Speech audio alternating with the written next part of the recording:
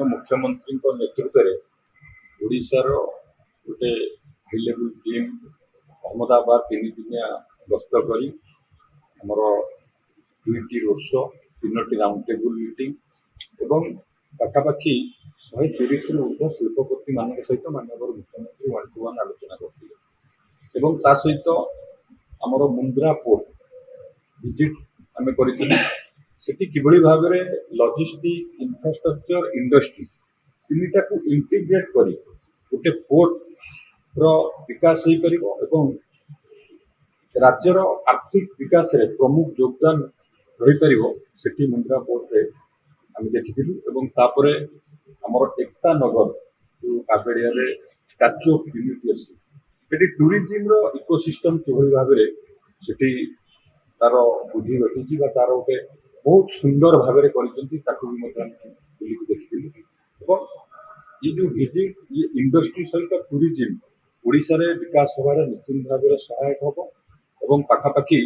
66टी प्रस्ताव आम पाखक आसी इन्वेस्टमेंट 48,000 कोटी टंकार और 66,000 निजुक्ति संभावना द्वारा सृष्टि हो विभिन्न क्षेत्र में आमर केमिकल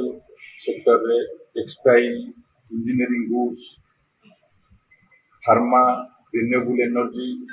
और एमती ग्लास मैन्युफैक्चरिंग डायमंड मैन्युफैक्चरिंग अनेक क्षेत्र में इन्वेस्टमेंट ओडिशा को आसी जो इन्वेस्टमेंट पूर्व ओडिशा नथिला ए टाइप नुआ इन्वेस्टमेंट नुआ सेक्टर इन्वेस्टमेंट ओडिशा को आसी निश्चित भाव में 3 दिनिया गस्त